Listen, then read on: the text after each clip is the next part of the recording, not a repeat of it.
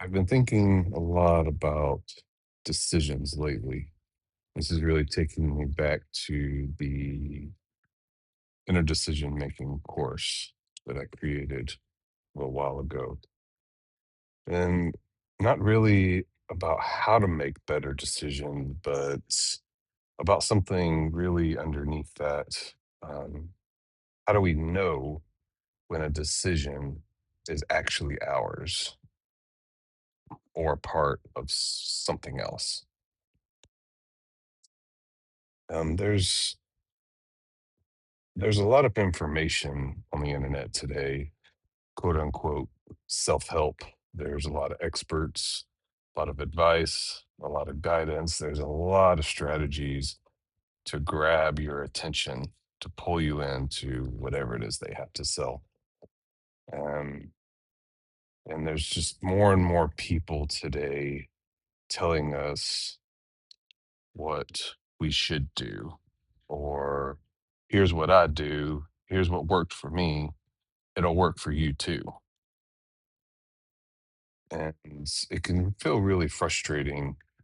And if this advice is followed, it can feel, it can make you feel completely disconnected from yourself. That is absolutely the opposite that I would want for someone, including myself. Um, and I want to talk. I want to talk about my own relationship to decision making. And I may spend the next several episodes talking about this because this is really the foundation of what I do. I call it inner decision making. It's rooted in the human design knowledge of strategy and inner authority. I don't go into anything else human design. I just I focus on the decisions, how to recognize what's ours, what's not through observation, experimentation, and awareness. This is really the bedrock of how I live my life. And everyone has a different strategy and inner authority, so I don't expect everyone to do it just like me.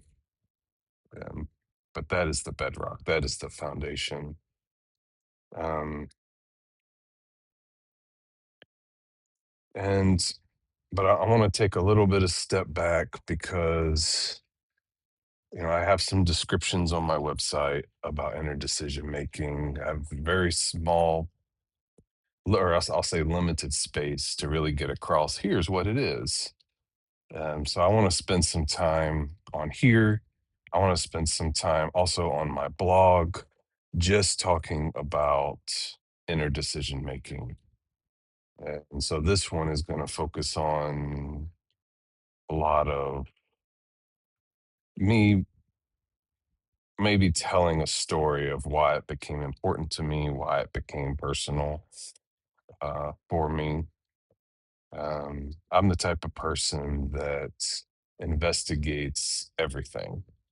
I find something interesting, I start studying it. Of course, that can show up in many different ways, but that's what I do. I start picking it apart.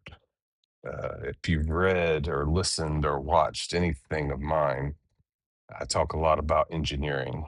My background's engineering.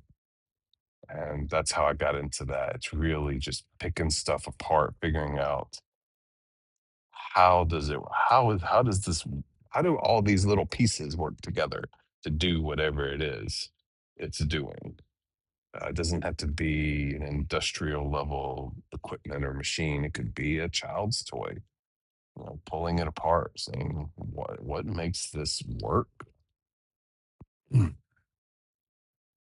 And that honestly, that research, that investigation is what settles my body. It is what makes me feel comfortable. And what I didn't realize that I can say today is all the investigating. that I've been doing, whatever drew my interest and whatever really pulled me towards it, towards that thing or that concept or that whatever it was. Um, it's it really helps me feel safe. It's almost think of I like to think of it as um, say I'm walking down a path. Maybe it's a let's call it let's say that there's a lot of mines in this path. I take one step, I investigate, I prod the ground before I take the next step. And that's how I move to make sure life doesn't blow up in my face. Now, I don't use this strategy because of some trauma or some past trauma or some insecurity of anything. It's just how I operate. It's natural for me. I don't know any other way. Um, and so I do one step at a time. One step, investigate. One step, investigate. One step, investigate. Um, and so that's really helped me accumulate a lot of knowledge. A lot of it is unnecessary, but and I when I was making decisions, when you think about that path, you might have left turns, right turns, or maybe you had to back up, or instead of just going straight, life is not linear that way. That's where the decisions really come in. It's like you come to a crossroads. It's like, what the heck do I do? What? I thought this path was just going straight. I was having fun, just step by step investigating. Now I have three different options, let's say. That's where decision making comes in. That's where the experimentation comes in. Um, and, and I'm thinking about also when I was a child, or maybe not a child, but I was younger. And, and you just pick a choice. For me, it's whatever felt right. Not everyone is going to have that language. What feels right might not work for somebody else, but that's how I did it. And sometimes I don't want it to sound so energetic, but sometimes it blew up in my face and sometimes it worked out for me. And over time, I just learned almost like a pattern. It's like these types of decisions, I felt this way or I saw this thing and I really just fixated on it. And that's why I went that way. And eh, it's never easy.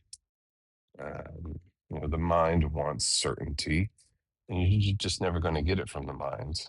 And there I've dealt with all the pressure, all the I don't know, pressure, social pressure, family pressure, friend pressure, professional pressure, and sometimes I gave into that, and sometimes I resisted it, and I did my own thing. I will admit that I talk a lot about pressure in my work, and it's without going into too much granular detail here. It I spent a lot of years just giving up, just letting the pressure take over and giving my authority over to something else and just kind of going with it. It's like I give up. Basically, I was giving up on myself. I was giving up on life because it was just too much. Felt like I was fighting with every little thing. It wasn't fun anymore. It wasn't enjoyable. It was just like, okay, I, my system can't handle this, meaning my body can't handle this anymore. Um, and that led me down a path that led me to where I am today. I eventually, for lack of a better phrase, hit rock bottom. And I was like, there's got to be a better way. Than this. because I couldn't keep going. I was going to drive myself physically to a hospital. I was going to have my own personal stay at a hospital bed for a while. Um, and I prefer to keep my body healthy so that I can live and do the things I want to do. So something had to change. Um, and so I get it. I get it with when pressure from all different aspects of life, all the things that can help change what we really need to be doing. And none of that comes from the mind. My mind can creates likes to create these fantasies like, oh, if you do this, it'll be like this, in the future. And they look good. They sound good in my head. That's not how it works in reality. Um, and I can I I could come up with some very clear examples where have a I clearly know what to do, like what choice to make. I'm at this crossroads, and then something comes in, someone speaks something in my ear, or mental jargon goes on, and I'm like, nope, I'm going to decide to go left instead of the right. Like my body was pulling me to the right, but I'm just going to go left. There's, I've I've landed in those traps so many times. Um, I can, I can remember sitting there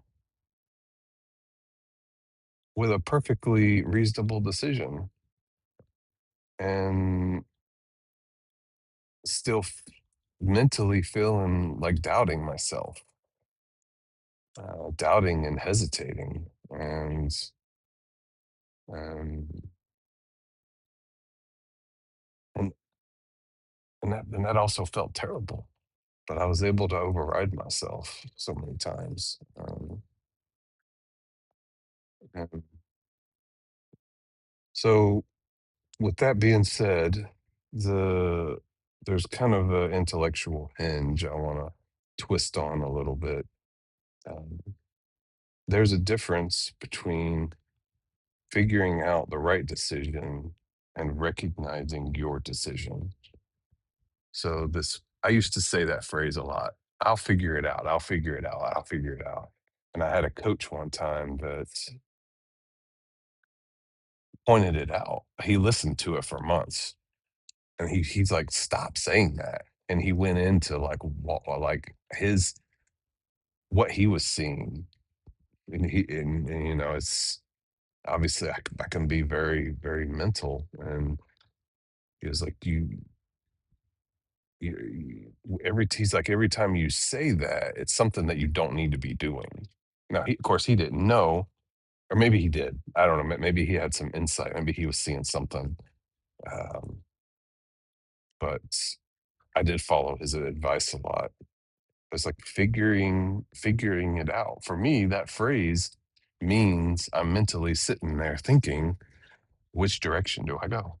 What do I do next? Do I quit this job? Do I travel to this country? Do I approach this girl? Do whatever, let me sit there and figure it out. And it completely disconnected me from my body. And the body is the solution. It's not the problem. Um, that disconnect, I see it now as being torturous almost, like torturing myself. And so recognizing your decision, it comes from the body. And that's where human design comes in with strategy and inner authority. I know human design, if you're listening to this and you've ever looked into human design, there's a lot of layers of information, a lot of keynotes, a lot of stuff. I focus on the strategy and inner authority, and everyone has a different one. At least everyone has nuances to the general strategies and inner authorities that can exist within us. And then getting to know that piece. And that's why I like the body graph, because you can see it right there. I can use those keynotes and keep other people tuned into that. This is how you recognize your a decision that is for you. If you are feeling this in your body, you need to follow it. Now it's completely up to you whether you do it or not. It's like I can lead you to what's the phrase? You can lead a horse to water, but you can't make him drink. Or I can lead you to the door, but I can't make you walk through. And I don't want to make anyone do anything. That's not who I am. Um, but that's where human design comes in. It's that precision. There is no guesswork. Here it is. It's right here laid out on a piece of paper or on a screen for you. That's how you recognize the decision that is yours. And it always 100% comes from the body, never comes from the mind. It's just a matter of recognizing it. And once that is experimented, you start kind of slow and small, nothing completely life altering. Like I'm gonna file for divorce, sell my house, move to Quebec, and then start. No, no, no, no, no, no. That's not what I'm talking about. Uh, it's small stuff. It's small stuff. Um, and I'm not gonna say what that. I'm not gonna tell anyone what that small stuff is. But you start small, something that's not majorly life impacting with your relationships or your job, your finances. You don't want to affect that too much in the beginning. Um, and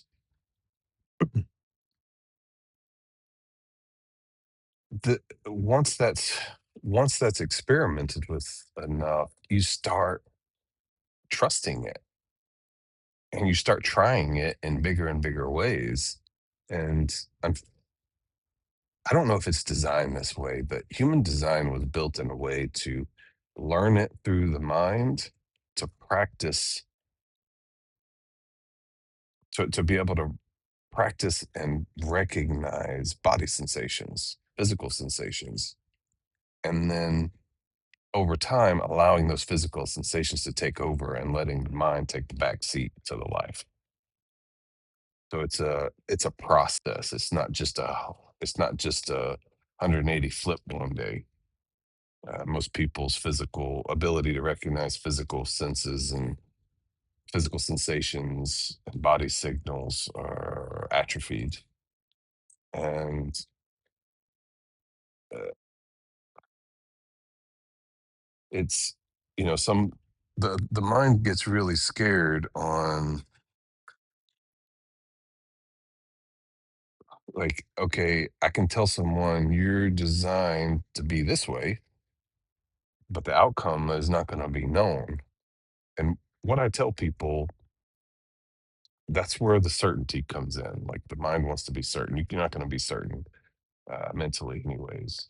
You just have once you're practiced enough at your own strategy and your own inner decision making, your own strategy and inner authority, the outcome doesn't matter. It's the process of moving that matters, because you start trusting that wherever I go, I'm going to be safe. I'm going to have what I'm meant to have. I'm going to get what I'm meant to get. I'm going to have a healthy immune system, for example. And it doesn't even become a question anymore. It doesn't become a doubt or the need for, clarifying any sort of confusion or just wanting to know it. And I'm not here to teach human design. There are other certified teachers out there for this. I'm doing something a little bit different, but it does start with human design for me as well. And just for, I'd like to put this out there. I've been through the PTL training. Um, that's the professional analyst training. I've been through the BG5 career consultant training. I've been through the foundational training. I've been through all of it. Um, And I just don't tout myself as a teacher. Well, I have not been through the teaching training, but I don't tout myself as a human design professional, an analyst or a guide or anything like that. I don't do that. What I want is something a little bit different and specific to decision making, not teaching you about human design. Mm. So, one of the things that have fascinated me about human design is that it's really challenged this assumption that the mind should be the authority, which is what you're going to hear everywhere. It's what most people, 99% of, 96% of people do. And it, that's really where the inner decision making course comes in. You can also get it through what human design called a foundational reading. That's what a foundational reading is meant for. And I'm not going to go into the details of that, but they focus on very specific aspects and they anchor you in that within the body graph. I'm solely focused on the strategy and inner authority because that's where it all matters to me. Everything else gets into alignment if the strategy and inner authority are correct. Um, and so as far as the inner decision making course goes, it's it was really my way of getting people started. You know, and basically what that course is what I had to teach previously with one-to-one clients. I had to start from there, which could take several months. So instead of wasting people's money, um, I wanted to create a self-paced online course so you can go through it as many times as you want to. You have lifetime access, um, and it's a much more affordable way to get that foundational start if someone wanted to work with me in more advanced ways. And what also what I want, um, what happens to a human under pressure? What I would want someone like that to really know. I do talk a lot about pressure, and it's the pressure to know, to decide quickly, to explain, to avoid mistakes, um, and to make sense of life.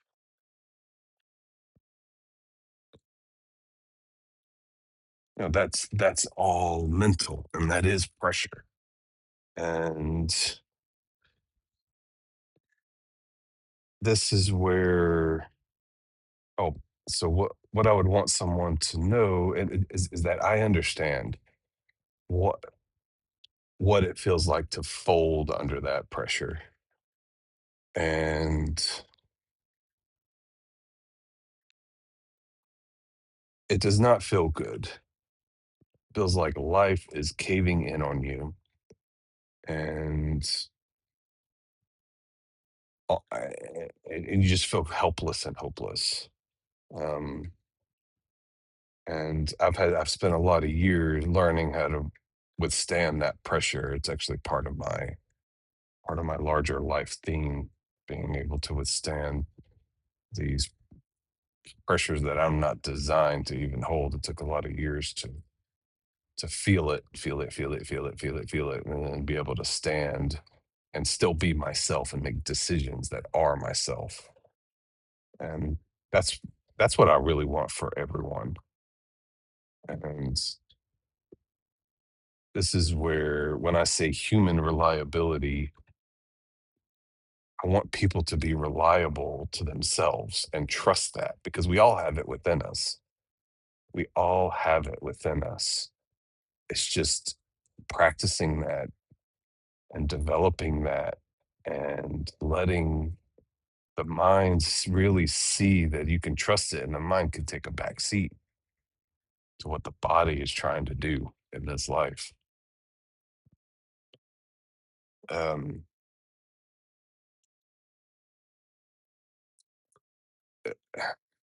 the I'd like to pivot a little bit and talk a little bit about how some of my background really led me to human design. Human design was is the the founder of it. He was he was big into science, specifically physics, and that's what is the bedrock of a lot of mechanical engineering. That's the type of engineer I am. It's physics, and I think that's a big part of what attracted me to this because or attracted me to human design because it can be experimented with. Just like any any theory out there, it can any well, let me take it back instead of saying theory. Anything that you've done in school in a science class, you experiment with these laws that were created many, many years ago that were thought about, an equation was developed, and you're able to experiment with that using temperature and pressure and flow rates. And, and you can physically see, hey, this is true. And that's what human design is. You can experiment with it. And like I said, in small ways. And I think that's one thing that really drew me to it is like I can try it myself. I don't have to believe what somebody else tells me. I can try it myself. Let me get my chart. Let me learn some basics about it. Again, investigate.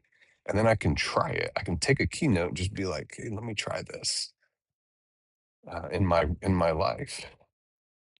And I really enjoyed that about it because it became I couldn't say this at the time when I first started with human design, but I can say it now. It came with it sort of protected me against all the outside stuff that was coming in. And I didn't know it was even doing that because I was focusing on my own energy, what I had energy for, and which direction I wanted to go. And I was experimenting with that. I didn't care what anyone else said at that point. Of course, I listen to people. It's part of my design. I listen. I listen to what others have to say. But it was not just because it seemed like they had the answer doesn't mean I'm gonna do that. I just started following my own process.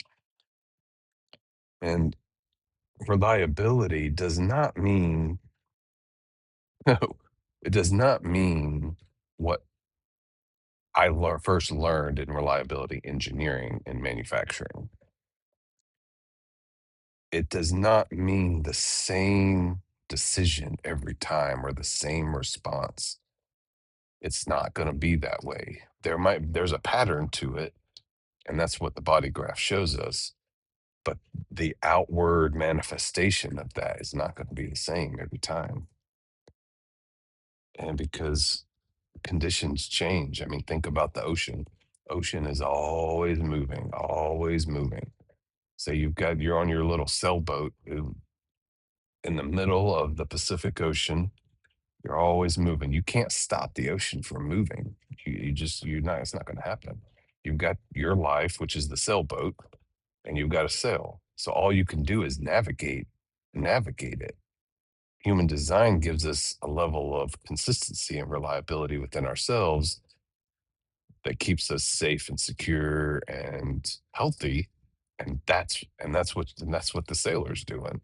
He's moving that sail, follow the wind to go the direction he wants to go. And that's a really good analogy. I actually really love that analogy. And it's also being open to change. Everything's always changing. Allowing the the right conditioning and allowing life to change you, being open to that. Maybe not a lot at first, but little by little is very extraordinary. Um, like my voice, for example, has changed over the years, and I don't mean it's gotten deeper, but I'm much more patient with how I speak and allowing the words come to what I to my mouth to what I want to say. Before I rushed things, rush. I always tried to rush it out, rush it out, rush it out, rush it out, get it out, get it out, get it out. And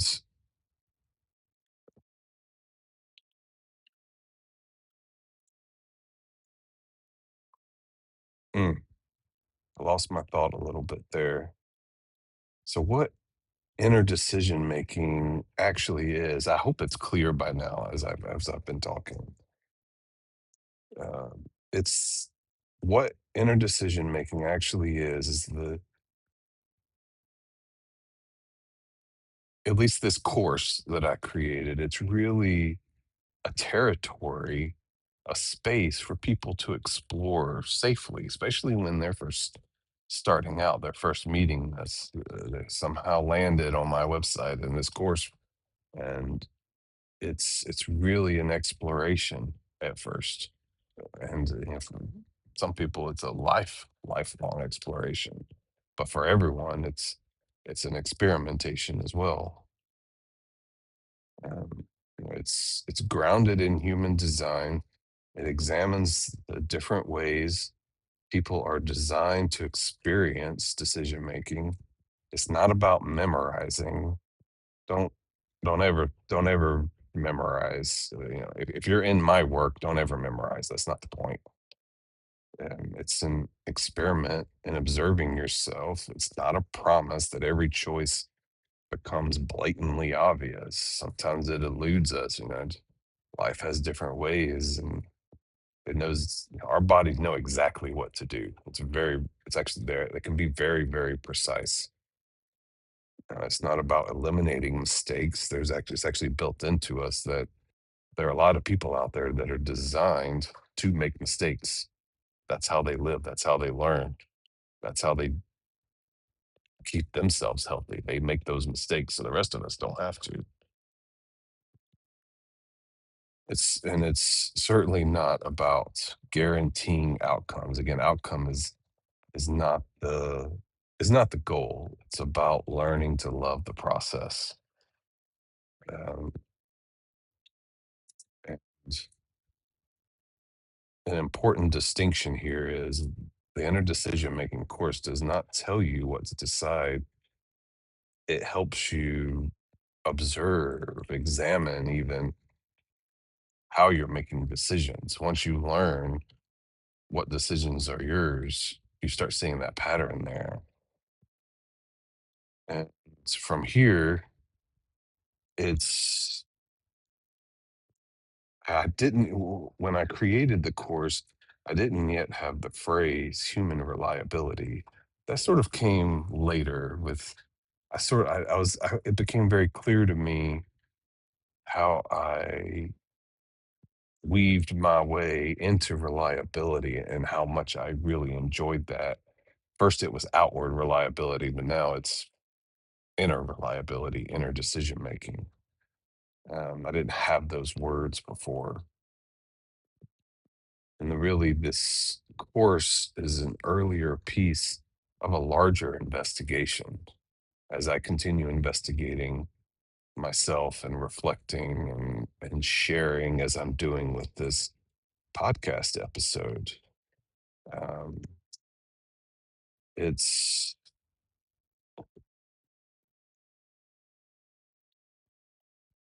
I, I think I mentioned before, I'm not the type of person that believes just what someone tells me, just outright. And so I'm going to say that here, don't believe just what I'm saying, go experience it for yourself. That's the best way. That's the best way to get that inner reliability and that trust within yourself is getting that real upfront life experience. I'm just trying to point people in a direction that might I know human design is not meant for everyone. Not everyone's going to connect with that. Everyone has their lives, and some people really enjoy what they're doing, and that's fine. But I also know that there are a lot of people out there that really need this work. They just haven't found it yet. And the I don't know, I haven't mentioned this in the podcast, but I think of my work as like a workshop I carry with me. It's got open notebooks with unfinished notes. It's got maybe some tools over here. It's got some things over here that I've taken apart that I'm investigating. It's a little bit. It's it's very qu- it's a very it's not a noisy space, but it's a creative space. But I also want other people to come in and be able to ask questions and observe what's going on and themselves. What am I doing? And it's just a place where I like to think of myself when I'm working. And it's something I've been developing for years. I just was not conscious of it until more recently. I was not able to put it into words. And and really all the investigating I've been doing, I've really been studying the same thing for years, and that's inner decision making.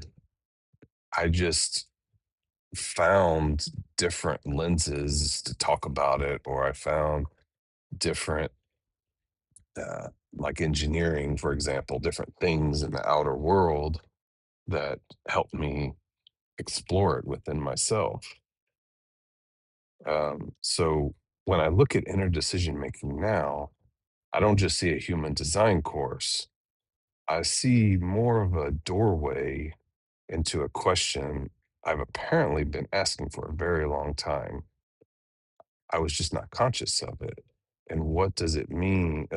What does it mean to live in a way that remains trustworthy to your own nature when life keeps changing around you?